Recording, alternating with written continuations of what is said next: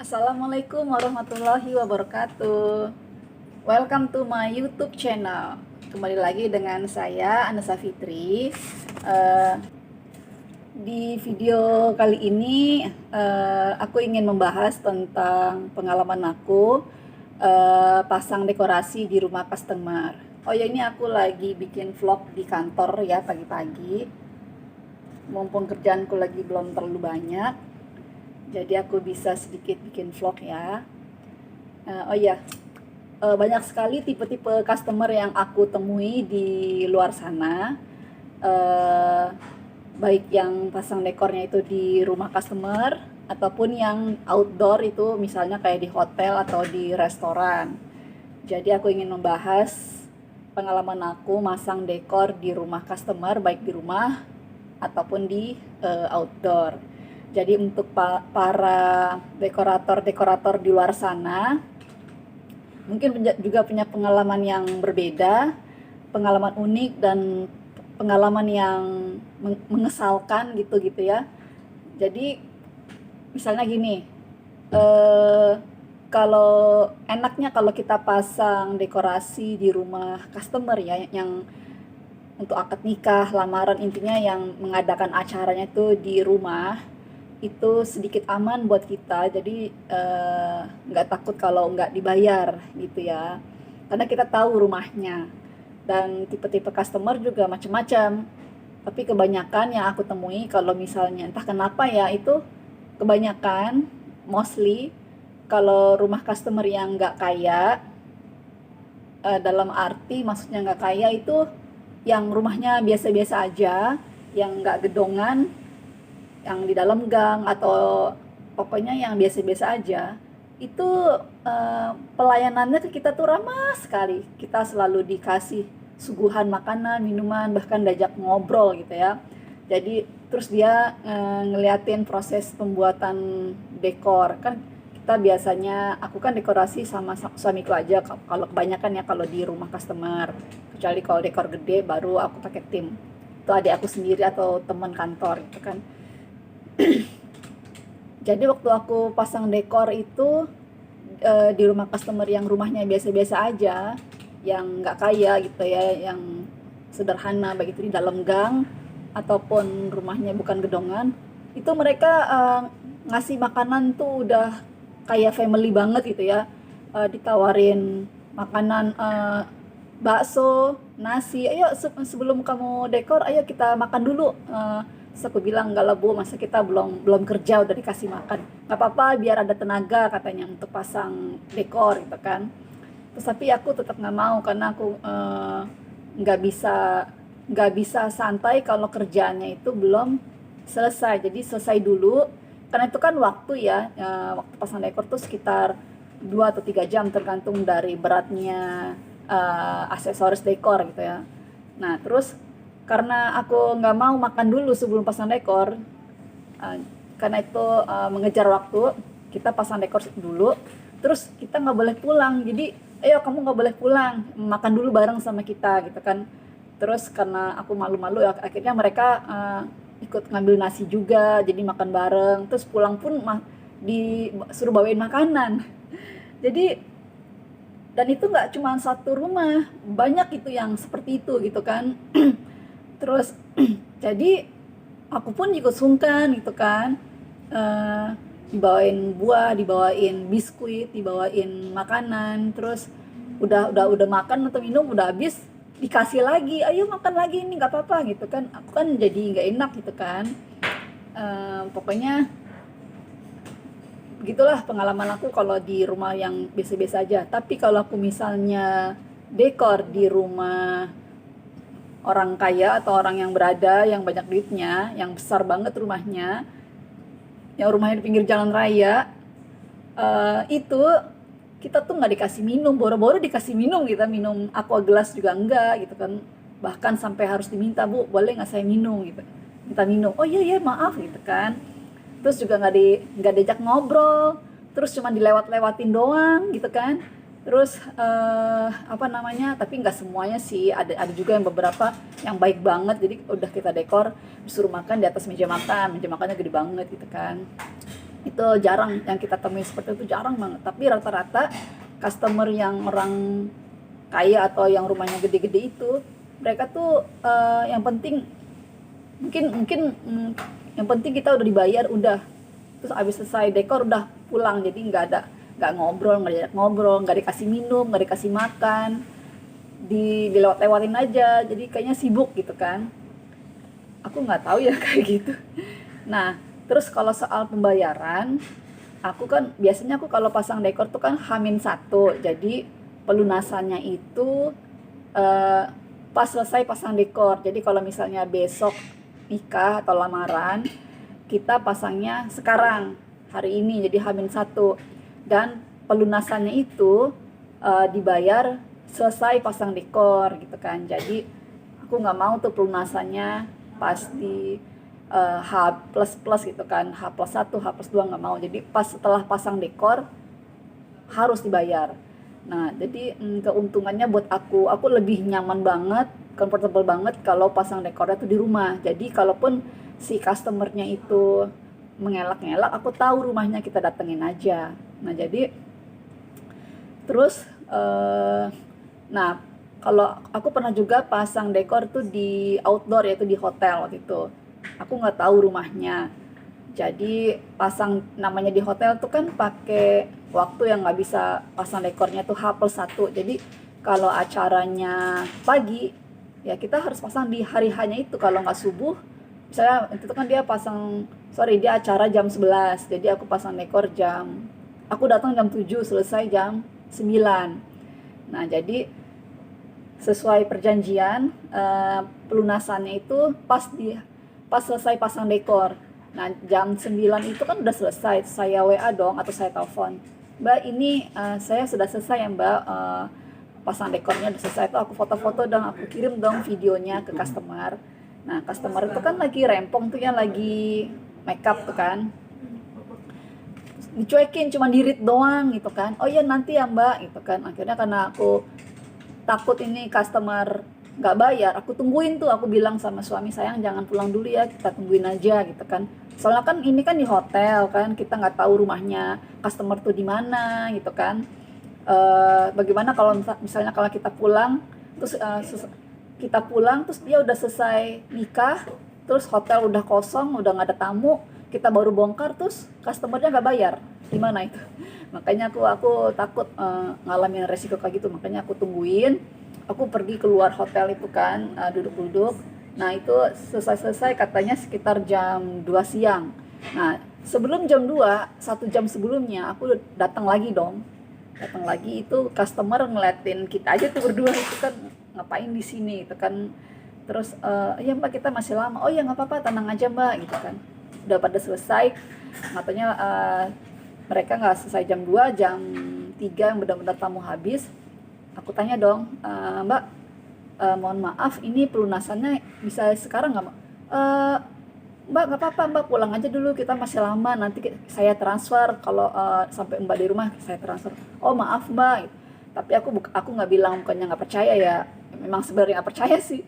Karena kan kita nggak tahu rumah customer, taunya cuma dari online, dari WA gitu kan. Jadi gini, aku bilang, oh maaf Mbak, kalau bisa sih transfernya sekarang aja gitu kan. Aduh saya lagi sibuk, gimana ya, saya masih banyak tamu. Nggak apa-apa Mbak, saya tungguin sampai selesai. Jadi aku saat itu nggak mau bongkar, nggak mau bener-bener bongkar kalau belum selesai tamu-tamunya. Kan nggak enak kalau masih ada tamu, masa kita bongkar dekornya gitu kan. Nah pas dia bilang, oh Mbak udah selesai, udah boleh dibongkar gitu kan. Tanya lagi dong, transfernya. Aduh Mbak, kita lagi repot, nanti aja ya, kita pulang dulu ke rumah ganti baju, ini masih berat-berat, ini baju pengantin yang internasional tuh yang gede-gede gitu kan. Terus kan aku khawatir dong sampai di rumah juga, mungkin dia lupa juga, sibuk kali ya, namanya pengantin baru kan, lihat-lihat hadiah, ngitungin uang ampau lah segala macem gitu kan. Jadi maaf Mbak, kalau bisa sih sekarang aja, karena kita belum bisa pulang kalau belum ada pelunasan. Itu kayaknya mukanya udah gak enak, kayaknya mungkin nggak tahu ya, mungkin nggak percayaan banget sih, nggak ngertiin banget sih, udah tahu orang lagi sibuk begini. Terus aku dicuekin aja gitu, Yang lain dikasih, ayo ya silakan makan, kan namanya di hotel kan banyak makanan, ditawar-tawarin. Aku nggak dia lain. Kalaupun dia, terus akhirnya ujung-ujungnya dia nawarin tapi dengan kayak nggak ikhlas gitu, kayak nggak, kayak sebel gitu gitu kan. Jadi aku bilang, udah sayang, udah nggak usah makan aja, nggak apa-apa, kayaknya mukanya udah nggak enak gitu kan. Nah akhirnya eh, saudaranya, keluarganya yang lain yang nawarin, ya udah aku ambil tuh untuk suamiku aja yang makan gitu kan. Karena kayaknya customer aku tuh sebel gitu ya sama aku, karena eh, kayak nggak sabaran amat sih, kayak ketakutan amat sih. Ya wajar dong, itu kan ketemunya cuman di hotel, aku nggak tahu rumahnya. Dan perjanjiannya juga di dalam deskripsi itu dari awal aku udah bilang, Mbak, ini pelunasannya dibayar setelah dekorasi selesai. Ini dekorasi udah selesai dari jam 9 pagi sampai udah selesai jam 2 atau jam 3 pun dia masih belum pengen bayar, masih mengelak-ngelak. Nah itu aku ketakutan banget. Jadi ya begitulah tipe-tipe customer gitu kan. Padahal udah murah, itu udah murah banget loh. Jadi aku juga nggak tahu ya, itu orang yang nikah di hotel atau di restoran maunya yang murah-murah aja gitu, tapi banyak permintaannya. Minta ini mbak, ini bisa nggak digratisin aja mbak. Harganya aja udah 800.000 ya harga dekor aku bikin sebagus mungkin. Sebenarnya tuh 800.000 tuh nggak sebagus itu ya. Sesuai lah dengan harganya, cuman karena ini di hotel jadi nggak apa-apa lah aku bagusin gitu kan. Sekarang dia minta ini tambahan, mbak, saya minta handicap, mbak, saya minta di gate-nya, welcome gate-nya, pintu masuknya itu dikasih bunga di atas. Itu kan nggak termasuk, masa 800.000 pakai gituan juga, itu kan ada charge dong. Ya mbak, sedikit aja kok bunganya gitu. Mbak, ini apa namanya, di meja tamunya dipakein bunga bisa nggak mbak gitu kan. Oh bisa, tapi kena charge. Ya mbak, cuma dikit, kok satu atau dua bunga kan jelek. Coba bayangin, meja tamu tuh gede banget ya kan, meja bulat kan, satu meja itu sekitar 8 atau 9 kursi gitu kan. Terus dia minta gratis. Ya mbak, kasih aja satu atau dua bunga. Mbak, itu jelek mbak kalau dikasih satu dua bunga gitu kan. Terus ini mbak, tolong dong kursi tamunya bisa nggak dikasih sarung. Oh maaf mbak, kalau kursi sarung itu harus dari pihak hotelnya atau restoran. Tapi saya udah tanya sama pihak hotel atau restoran, itu katanya biasanya sih tanggung jawab dari seorang dekor. Oh maaf mbak, kita hanya melayani untuk pasang backdrop aja, sewa backdrop dan memasang dekorasi, bukan kalau biasanya mengcover meja, misalnya minta taplak meja, minta cover kursi tamu, itu biasanya dari pihak hotel atau tenda gitu kan. Terus ya udah mbak, mbak gini aja mbak, saya tambah tapi berapa charge-nya gitu kan. Terus kalau charge aku nggak mau dong, itu kan namanya custom kan. Kalau custom itu nanti buat apa, aku kan juga nggak pernah pakai lagi, nanti beli nih ya untuk cover kursi atau taplak meja hotel, terus buat apa, sama aku nggak pernah dipakai juga kan. Aku custom 100% tapi itu buat dia, jadi aku cuma beliin doang, dia nggak mau gitu kan. Atau nanti ya udah deh, nanti kita bayar tapi pakai uang mbak dulu ya. Aku tetap nggak mau kalau pakai uang aku, jadi maunya uang murni dari customer 100%. Nanti kalaupun dia udah udah selesai dekor, itu buat dia. Jadi aku udah nggak mau, karena itu buat apa juga, aku nggak pernah pasang buat taplak meja, cover kursi gitu kan. Terus ada yang minta free handle pintu hotelnya dipakein bunga, tapi minta free. Banyak banget nih, udah harganya murah tapi permintaannya banyak banget buat pasang bunga di atas taplak meja akad nikah, pasang Tiffany meja akad, atau tamu-tamu kursi tamu dipakein bunga gitu kan. Pusing aku jadinya. Akhirnya udah mbak, maaf mbak, saya belum bisa, mendingan mbak cari aja dekorasi yang lain yang bisa mensupport keinginan mbak gitu kan. Tapi dia tetapnya mau sama saya gitu.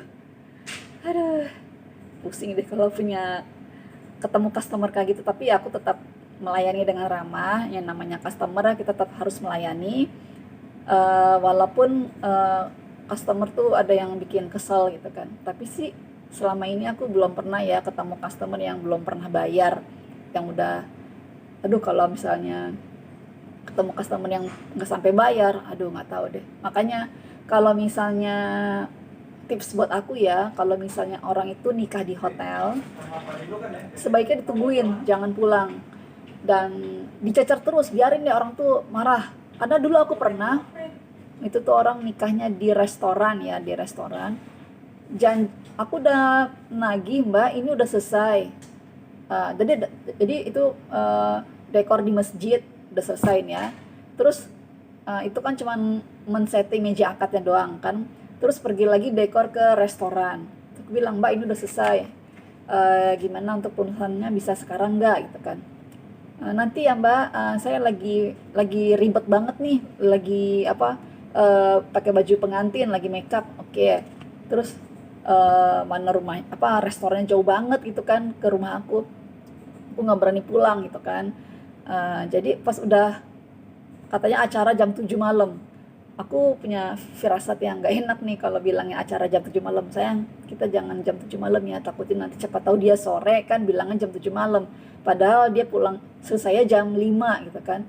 Akhirnya aku pergi tuh jam 5 ke sana, emang bener sih belum selesai untungnya ya. Nah sudah sampai jam 7 malam pun dia masih belum pengen bayar. Masih sibuk sama teman-teman. Aku bilang mbak, boleh nggak? Malah dia yang marah, mbak kok nggak ngertiin banget sih, kita kan lagi banyak tamu. Aku juga nggak enak dong ya, kita kan lagi banyak tamu, ribet ini untuk urusan pembayaran, transfer gitu kan. Kok malah dia yang marah, lagian tamunya juga udah tinggal dikit, udah pada pulang semua kan, tinggal dikit gitu kan. Terus gini, mbak kayaknya nggak percayaan banget deh sama saya gitu. Aduh mbak, maaf, bukannya nggak percayaan, saya kan juga harus bayar orang fotografer, harus bayar tim saya gitu kan. Jadi kalau mereka juga lagi nungguin saya, mbak udah dibayar belum, saya juga ditanyain gitu mbak gitu kan. Terus iya tapi tunggu sabar dikit apa gitu kan. Akhirnya aku sabar, udah sabar. Itu si siapa namanya, si mbaknya itu yang punya acara, mbak ini saya mau bayar fotonya langsung ya ke orang fotografernya. Kaget dong saya, aduh kebetulan kan fotografer itu kan adik aku sendiri kan.